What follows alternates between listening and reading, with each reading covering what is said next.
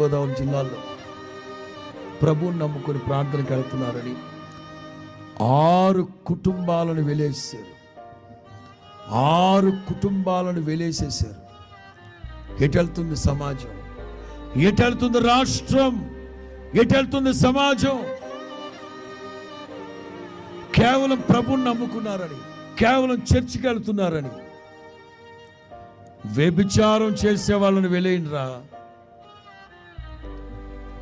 కొంపలు కూల్చి కబ్జాలు చేసే వాళ్ళని వెలేయండిరా. మన తన భేదం లేకుండా హత్యలు మానభంగాలు చేసే వాళ్ళని వెలేయండిరా. సిగ్గుంటే పరిశుద్ధుడైన ప్రభువుని నమ్ముకుంటే వెలేసేస్తారా?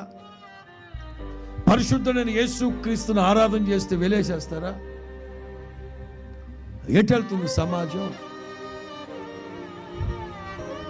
దేవుడు అంటారు, నేను మిమ్మల్ని విడిచిపెట్టను.